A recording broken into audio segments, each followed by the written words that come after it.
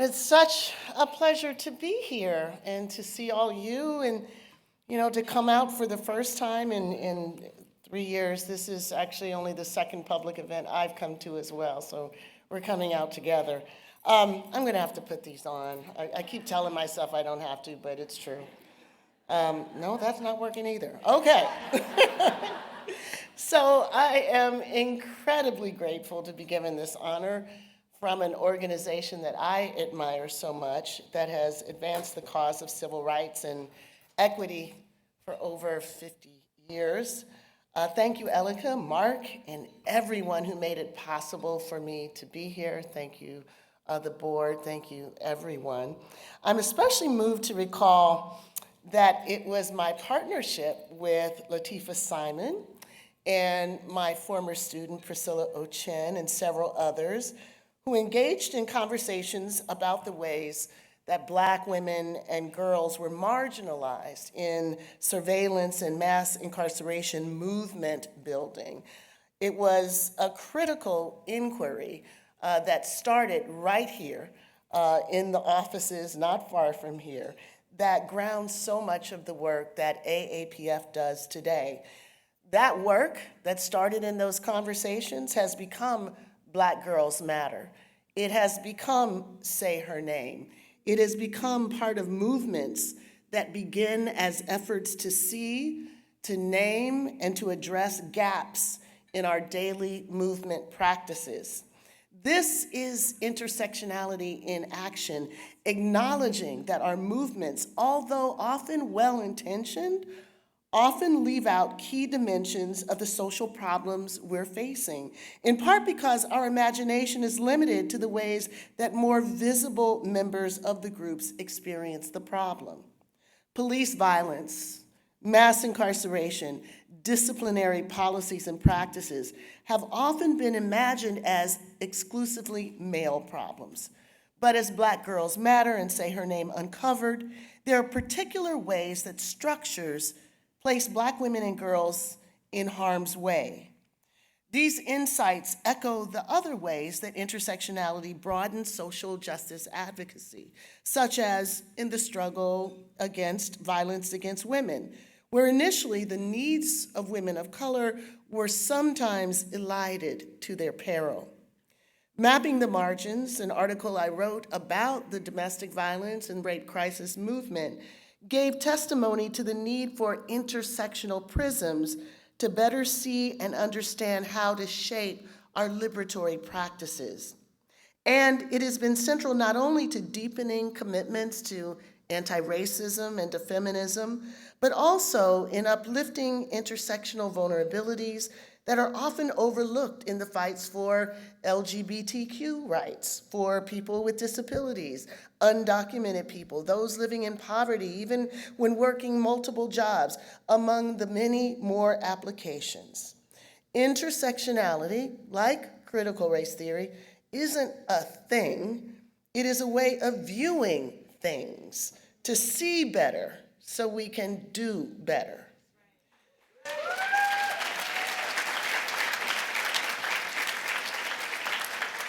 But there is a faction in this country that doesn't want us to do better. And that's why they're attacking tools and knowledge that have come from a whole generation of activism and liberatory practices that have come out of the course of our struggles. And that is probably one of the reasons that the concept of intersectionality has been targeted by the extremist right. Intersectionality makes real Dr. King's poignant observation that our destinies are linked. In his letter from a Birmingham jail, he said, "We are caught in an inescapable network of mutuality, tied in a single garment of destiny. Whatever affects one directly affects all indirectly." Intersectionality provides the prism to see these interconnections. And that's why the anti-equity faction is trying their best to defame it and using Dr. King's legacy to do so. But as I wrote last year in the LA Times during the Martin Luther King commemoration, Dr. King was, in fact, a critical race theorist before there was a name for it. Dr. King understood that the promise of liberation extends beyond the elimination of formal segregation and individual level bias. Dr. King understood that inequality was not merely a matter of prejudiced people, but of damaged institutions that had not been repaired, and that all of us were harmed in various ways by our collective failures to grapple with these realities. He understood that inequality was structural and that unjust laws helped to sustain that inequality. That, in essence, is exactly what CRT is. In his letter from a Birmingham jail, Dr. King calls on us to do better, to see through the lens of our common humanity.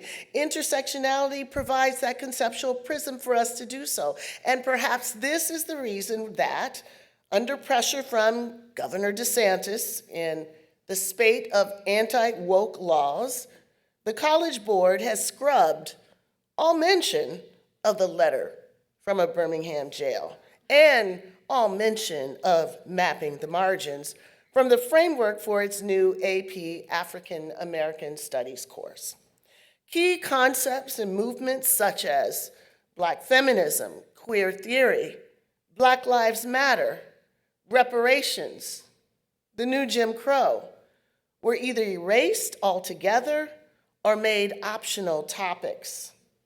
In short, the revised course would be about the Black past, the ancient past, one decidedly disconnected from contemporary social movements and theories that bridge the past to our present.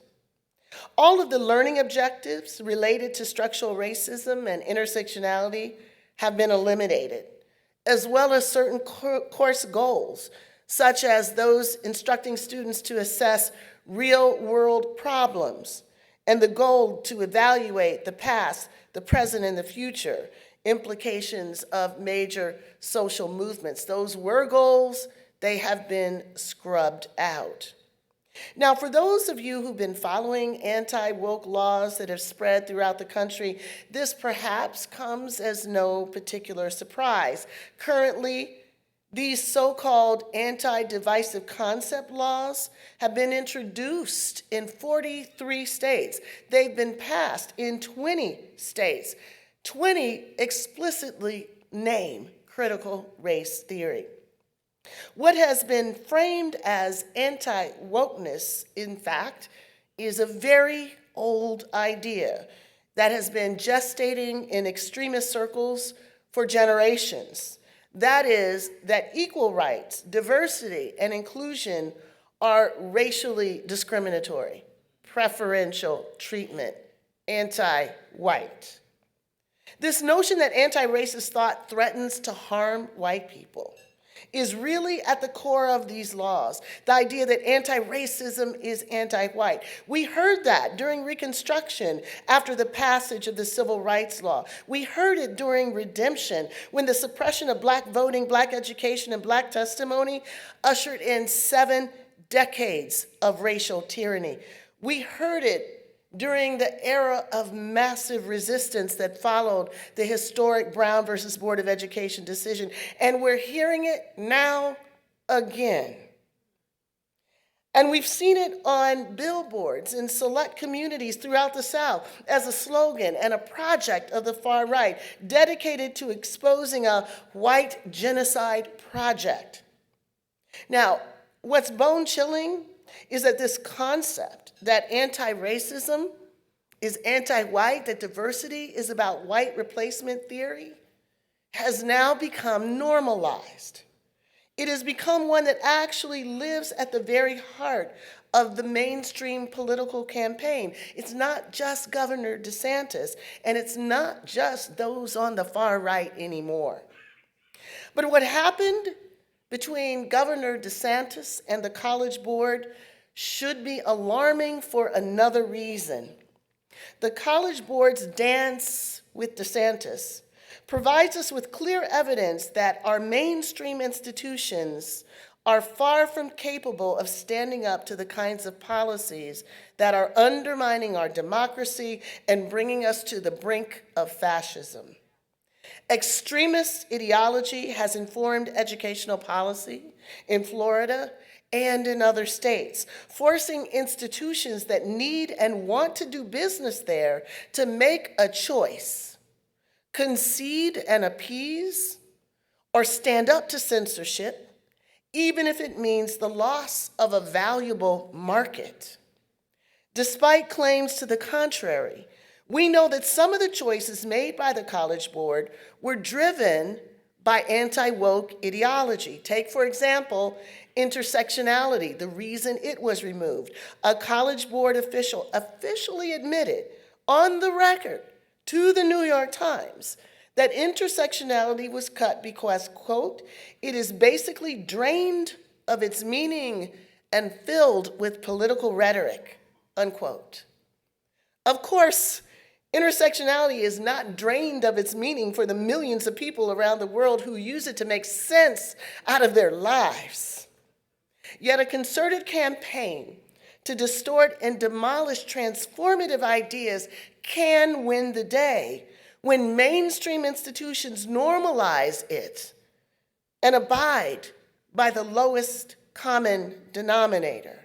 This is truly what's frightening about this moment. As Jason Stanley warned us earlier this week in The Guardian, to name this as a culture war is a misnomer. Banning books is not a culture war. As much as we might not like to say it, it's fascism. So,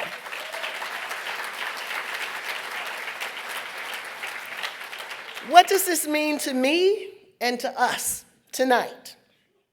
Well, for me, it means I sure am happy that the College Board plays no role in your decision to select the recipient of the 2023 Living the Dream Award.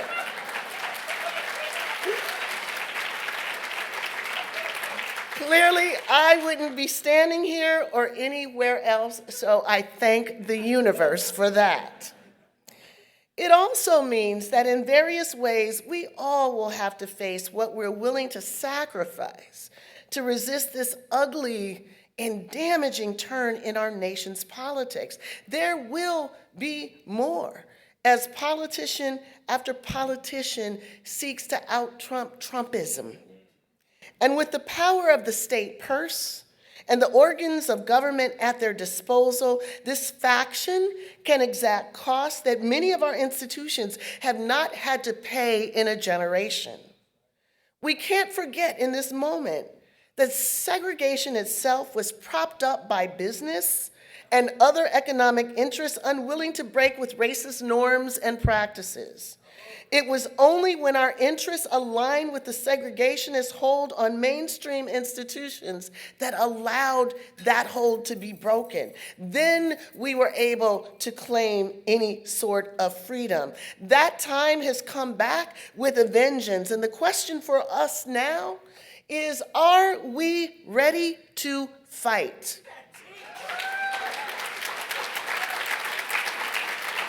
Will we be ready to fight to preserve diversity, equity, and inclusion when anti-wokeness comes to our law firms, our corporations, and our businesses? Will we be ready to fight to protect the inclusion of students of color if and when affirmative action is hollowed out of existence? Will we be ready to fight when they come for our books, our teachers, and our writers? Will we be ready to fight when our colleagues and our neighbors tell us it's better to go along to get along than to fight against groupthink? Will you stand up when some say it's time to eliminate the naysayers who resist the coercive silencing that's essential to the myth that underwrites the demand to make America great again? With the events of the past few weeks, I am not sure. With the events over the last few years, I can't tell you what we're prepared to do, how much we are willing to fight. I feel like we're bending that arc of the moral universe that Martin Luther King talked about. But I feel like we're bending in a different direction, maybe back to 1876, than to that multiracial promised land. Now, Du Bois was right to say that the challenge of the 20th century was the challenge of the color line. Its descendant is the challenge of the colorblind. So we can and should do more together to bring our overlapping constituencies to protect his legacy, this legacy of 70 years. At minimum, we've got to be about defending our teachers in the trenches, academic freedom in higher education, demanding real reporting in our editorial desks, real accountability in our boardrooms, real history in our classrooms, and sustained actions to democratize our institutions. If we blink in the face of what we are confronting now, give into the ambivalence grounded in our discomfort about some of these topics, we will leave it to another generation to solve the unfinished business with fewer tools at their disposal to do so. King implored that we put our bodies on the line to face organized forces of reaction in his day, and it's clear that he'd be fighting shoulder to shoulder with us, all of us here tonight, to protect the right to equal education, the right to vote freely, to speak, to read, and to learn. When anti-racism is under attack, our democracy is also under attack. Thank you so much for this award.